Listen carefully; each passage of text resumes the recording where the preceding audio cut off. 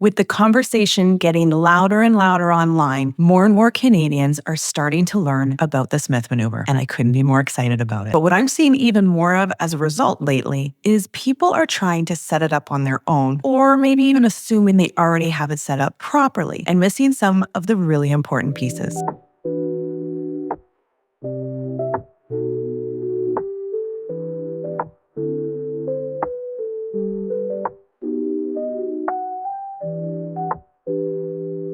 Hi, I'm Erica V, mortgage strategist, Smith Manoeuvre certified professional, and someone who really cares about the finer details when it comes to setting up structure properly. The thing is, this isn't the strategy where you just want to wing it and set it up incorrectly, because if the foundation isn't right, it either doesn't work the way you think it does, or even worse, it creates major problems later that are a lot harder to fix and maybe very expensive. So what I want to talk you through are a few of the biggest setup mistakes that I see, just so you know what to look for. And this isn't about making things complicated, because truthfully, when this is done properly, it's actually very straightforward to run. And that's what we are going to focus on today. Mistake number one, starting with the wrong mortgage product. You've heard me talk about this endlessly. This is usually the first place where things go sideways, because the Smith Maneuver is built on a re-advanceable mortgage product, not a traditional mortgage and just a standalone line of credit. And this is where I see a lot of confusion.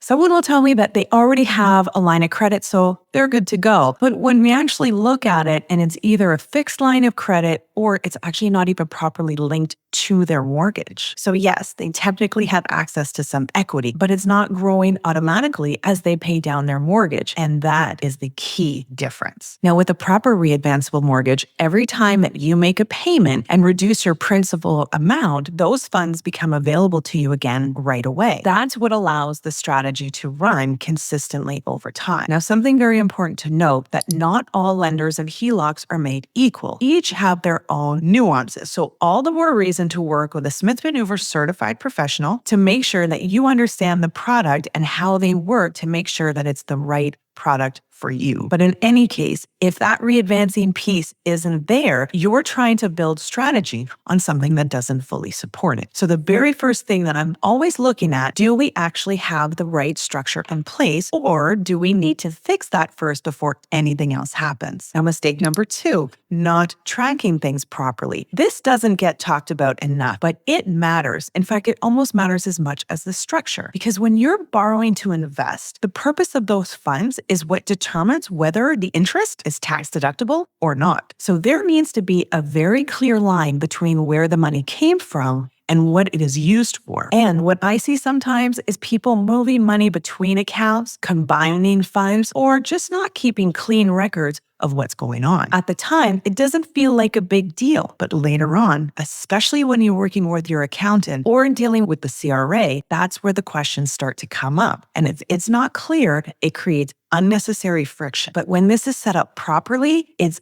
actually very simple. When you've got a clear flow of funds, you know exactly what it's being used for, and everything is easy to track. It just needs to be a little intentional right from the start. Create the habits early. Now, mistake number three is mixing personal and investment funds. This is a strategy killer. This also ties into tracking, but I want to call it out separately because I see it so often. Someone has access to a line of credit and they start using it for multiple purposes. Maybe it's going towards investments, but then they also use it for renovations on their primary residence, or car expense, or anything that is for personal use. And now everything is sitting on the same place. So from a strategy standpoint, that's where things get really messy, because now you can't clearly separate what portion of the debt is used to generate income and what portion wasn't. And that's what CRA looks for most. The cleaner the setup, the easier it is to maintain over time. So typically, we're looking at keeping things clearly separated so that there is absolutely no confusion later on. It makes the strategy much easier to manage, and it keeps everything aligned the way it is supposed to be. Now, mistake number four, trying to DIY the entire structure. Now, I understand why people go this route. There is a lot of information out there, and on the surface, it can feel like something you can piece it together. And to be fair, part of it is pretty straightforward. But what I see in my business is that most of the issues come from the small setup decisions that weren't quite right from the beginning. The mortgage product wasn't ideal.